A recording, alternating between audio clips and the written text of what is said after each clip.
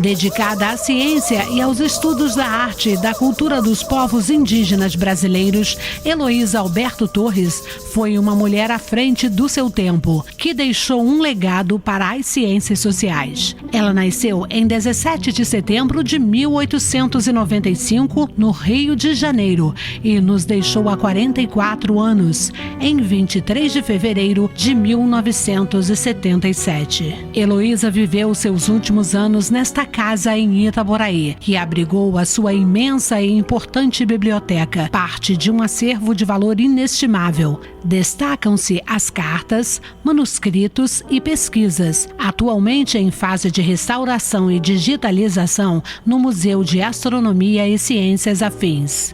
E também os vários móveis de época, oratórios e imagens sacras que remontam ao século XVIII, preservados e atualmente abertos à visitação guiada. A casa preserva ainda a memória do pai de Heloísa, o jurista e político Alberto Torres, que foi governador do Rio de Janeiro entre 1898 e 1900 e ministro do STF de 1901 a 1909. Além disso, o espaço abriga as pesquisas sobre as famílias itaboraienses feitas pela irmã de Heloísa, Maria Alberto Torres.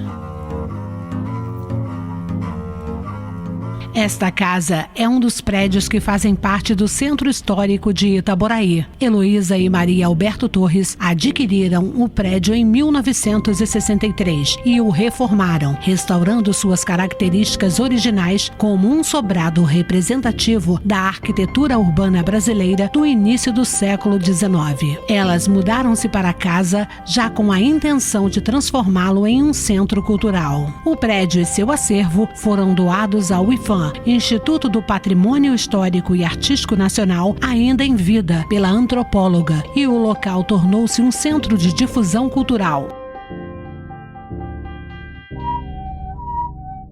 A Casa de Cultura Heloísa Alberto Torres tem gestão da Prefeitura através de um termo de cessão de uso e cooperação técnica firmado com o IPHAN. E se propõe a ser também um centro de difusão e produção científica. A atual gestão está convidando pesquisadores da UF, UERJ, UFRJ e outras instituições interessados na documentação histórica e também em pesquisar os fenômenos sociais do município de Itaboraí. Essa articulação traz de volta para o espaço a paixão que moveu Heloísa Alberto Torres ao longo de sua vida: as ciências sociais e a antropologia em especial.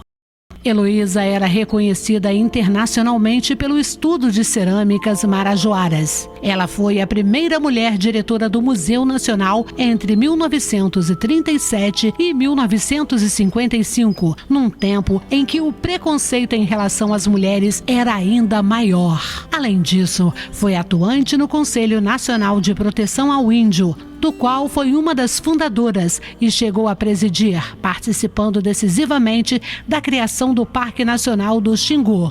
Heloísa Alberto Torres conheceu e conviveu com personalidades brilhantes do Brasil na primeira metade do século XX, como o sertanista Marechal Rondon, os antropólogos Roquete Pinto e Castro Faria e o inventor Santos Dumont.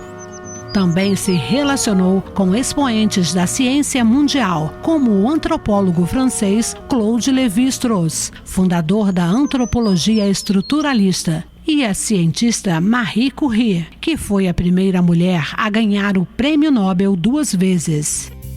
Esta é Heloísa Alberto Torres, uma intelectual na defesa do patrimônio científico brasileiro. Se você tem interesse pela ciência e pela cultura brasileira, venha conhecer um pouco dessa história. Venha conhecer a Casa de Cultura Heloísa Alberto Torres, localizada na Praça Marechal Floriano Peixoto, 303, no centro de Itaboraí. Casa de Cultura Heloísa Alberto Torres, a serviço do patrimônio cultural e científico brasileiro.